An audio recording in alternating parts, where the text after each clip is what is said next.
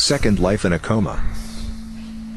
My last semester at a certain college, I was assaulted by a football player for walking where he was trying to drive. Note, he was 325 pounds, I was 120 pounds, while unconscious on the ground I lived a different life. I met a wonderful young lady, she made my heart skip and my face red. I pursued her for months and dispatched a few jerk boyfriends before I finally won her over. After 2 years we got married and almost immediately she bore me a daughter. I had a great job and my wife didn't have to work outside of the house. When my daughter was 2, my wife, bore me a son. My son was the joy of my life. I would walk into his room every morning before I left for work and doted on him and my daughter. One day while sitting on the couch I noticed that the perspective of the lamp was odd, like inverted. It was still in 3D but just wrong. It was a square lamp base, red with gold trim on 4 legs and a white square shade. I was transfixed, I couldn't look away from it. I stayed up all night staring at it. The next morning I didn't go to work, something was just not right about that lamp. I stopped eating, I left the couch only to use the bathroom at first, soon I stopped that too as I wasn't eating or drinking. I stared at the lamp for 3 days before my wife got really worried. She had someone come and try to talk to me. By this time my cognizance was breaking up and my wife was freaking out. She took the kids to her mother's house just before I had my epiphany. The lamp is not real. The house is not real, my wife, my kids. None of that is real. The last 10 years of my life are not real. The lamp started to grow wider and deeper, it was still inverted dimensions, it took up my entire perspective and all I could see was red. I heard voices, screams, all kinds of weird noises and I became aware of pain. A ton of pain. The first words I said were "I'm missing teeth" and opened my eyes. I was laying on my back on the sidewalk surrounded by people that I didn't know, lots were freaking out, I was completely confused. At some point a cop scooped me up, dragged and walked me across the sidewalk and grass and threw me face down in the back of a cop car. I was still confused. I was taken to the hospital by the cop, seems he didn't want to wait for the ambulance to arrive, and give CT scans and other tests. I went through about 3 years of horrid depression. I was grieving the loss of my wife and children and dealing with the knowledge that they never existed. I was scared that I was going insane as I would cry myself to sleep hoping I would see her in my dreams. I never have, but sometimes I see my son, usually just a glimpse out of my peripheral vision. He is perpetually 5 years old and I can never hear what he says. Schizophrenic hallucination. A demon appeared on a door on my balcony and said, "You can't help me, no one can help me." When I went inside it moved up the wall onto the ceiling and said that it was coming back in 2 minutes to take me to hell. I started feeling a pulsing move up my left arm which led me to think I was going to have a heart attack. It came back and I was so scared that I ran out of my apartment. What followed was a situation that lasted in real life only about 2 days, but the timeline in the delusion lasted 6 months. At some point during the night the cops tased me about 10 miles from the house and my heart ended up stopping. In the delusion a demon had captured me and taken me to hell where I was chained and being forced to smash my head into a glass wall. In real life I was in someone's backyard trying to bash my head through their sliding glass door. Apparently the owner of the house tried to shoot me with a shotgun but missed. At some point I was too tired in the delusion, and fell to the ground. The demon continually told me that this was only going to get worse if I didn't continue. I had no energy so I gave up. 2 zombie-looking Dobermans came and ate my entire body from the neck down until I was nothing but bone. I watched my muscles and skin slowly grow back until I was whole and was told to continue smashing the window with my head. The window broke and I fell onto the bottom pane which cut me in half. I immediately was transported into a room that was unbearably hot. Each breath I took was a gasp and I couldn't get any air. There was someone in front of me holding a glass of water with condensation on it, but I only had enough strength to barely crawl towards it. Every time I got close enough to touch the glass the person took a step back. There was a clock on the wall and I watched 6 months go by.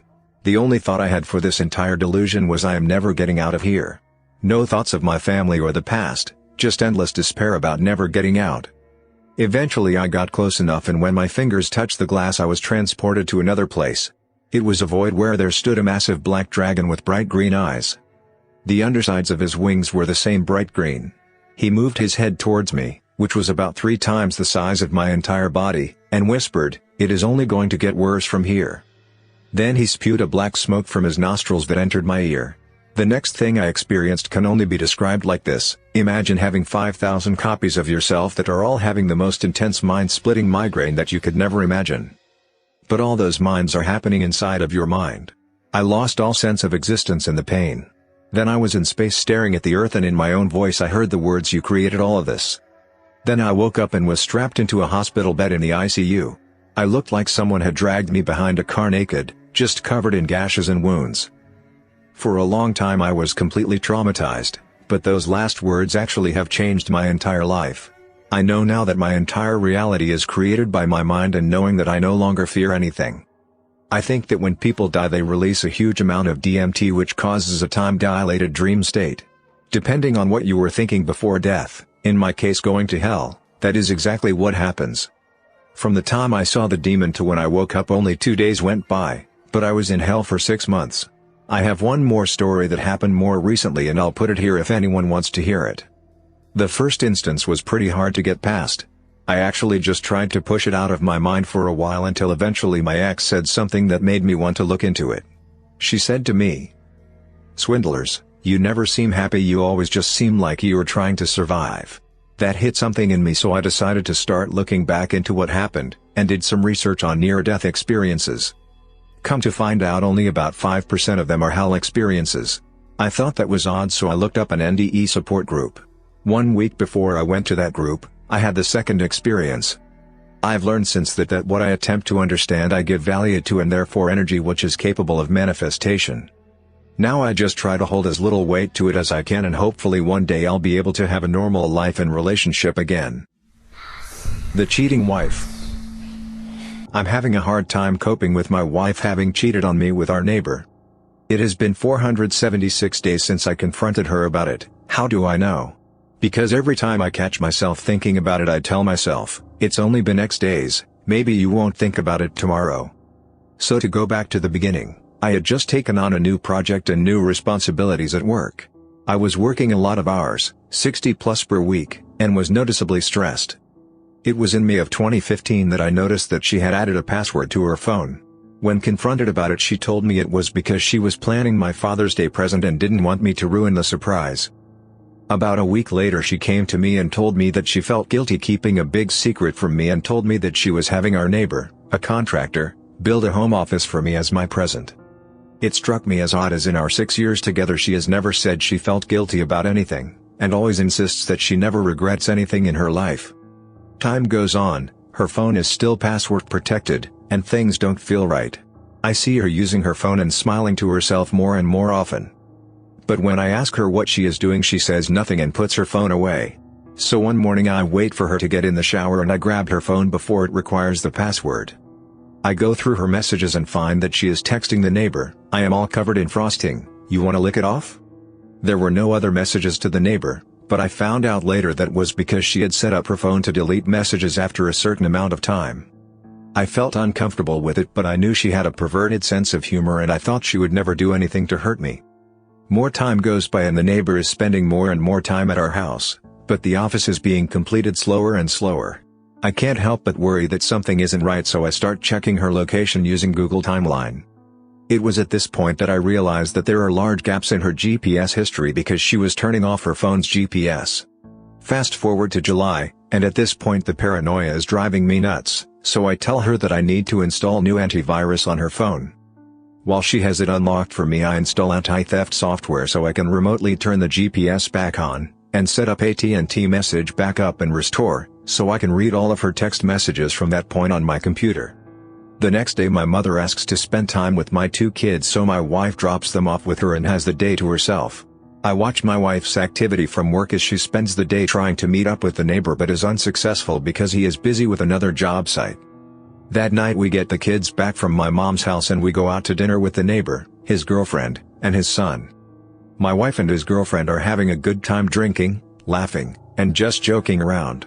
His girlfriend mentions that she would like to see Magic Mike XXL. I say it's a good idea, I'll watch the kids so my wife and her can go.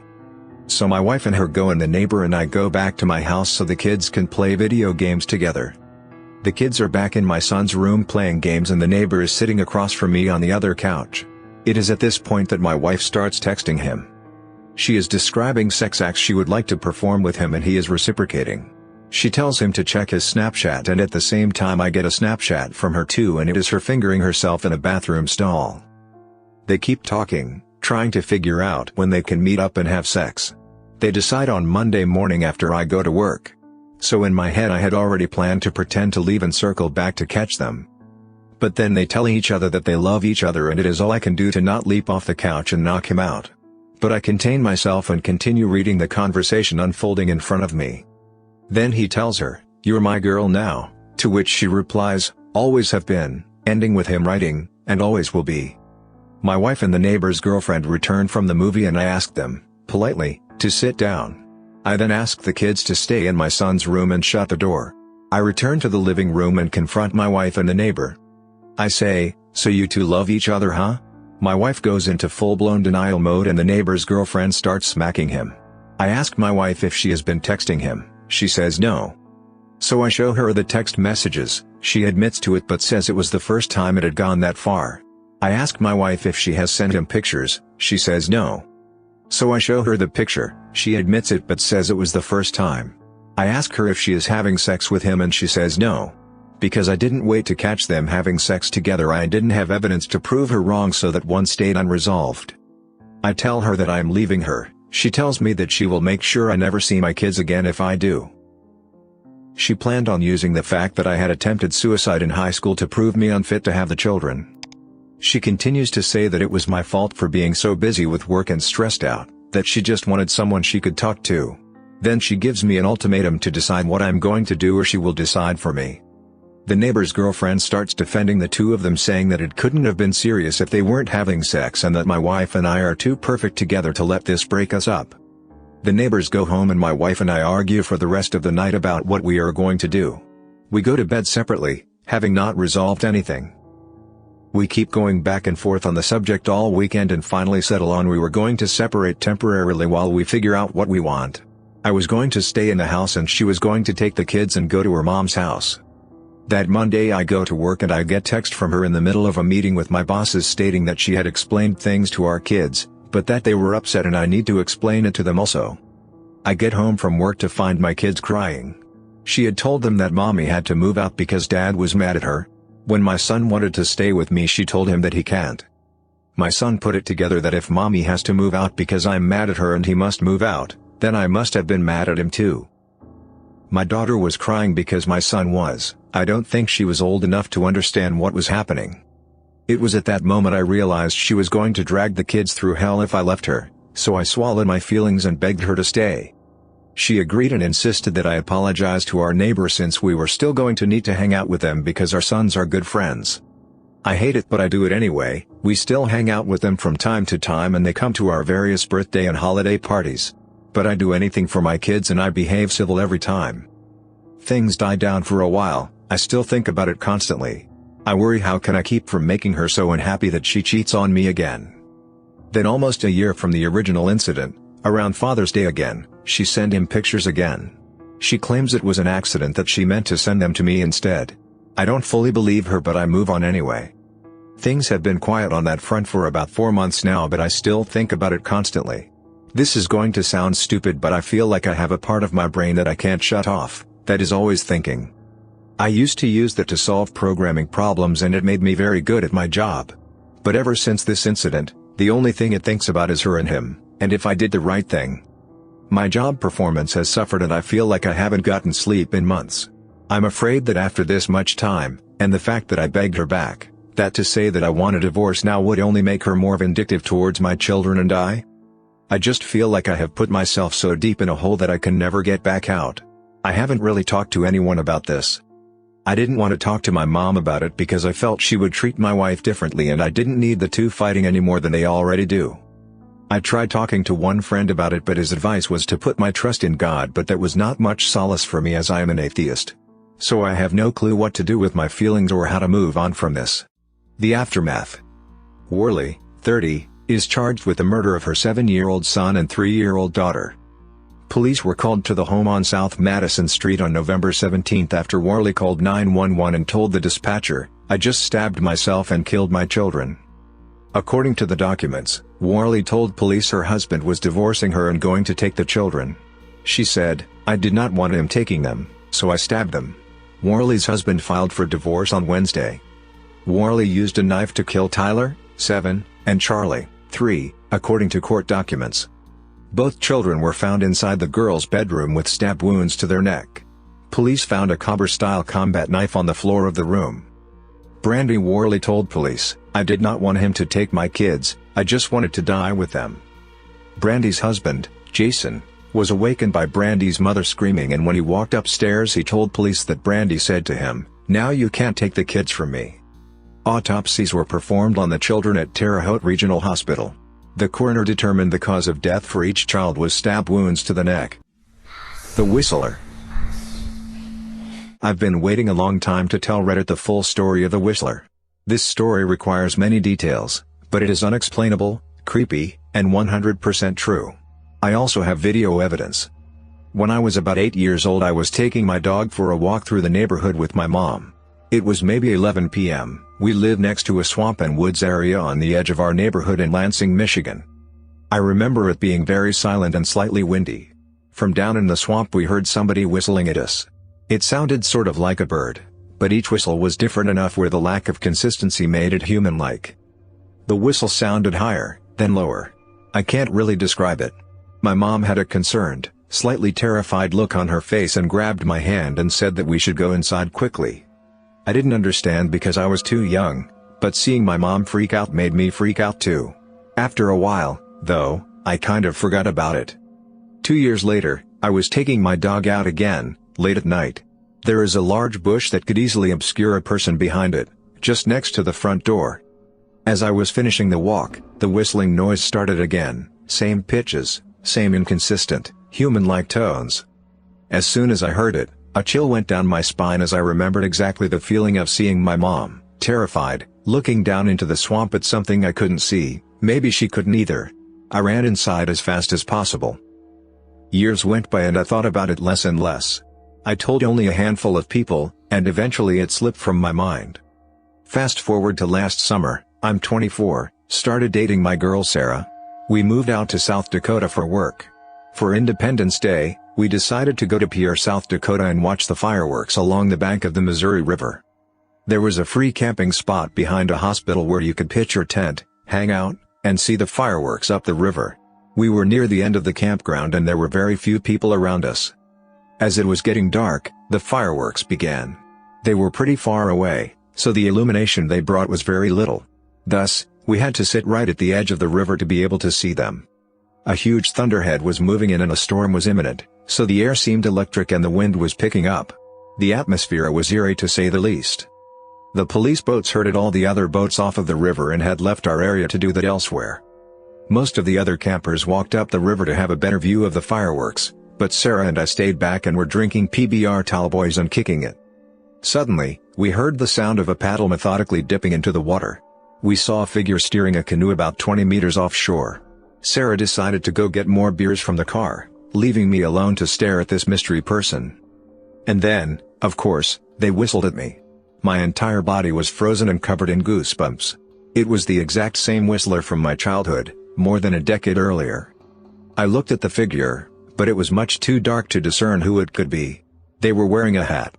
When they were perpendicular to the shore from me, they stopped paddling, turned the canoe to face directly at me, and whistled right at me.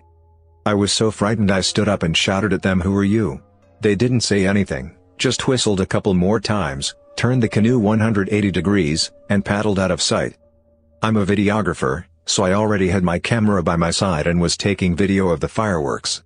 As the canoe was almost out of sight, I grabbed my camera and got a shot of them whistling as they went away. When Sarah came back from getting beers, she was very confused as to why I was so freaked out. When I explained, she was freaked out a bit too. I was convinced we would both be murdered that night.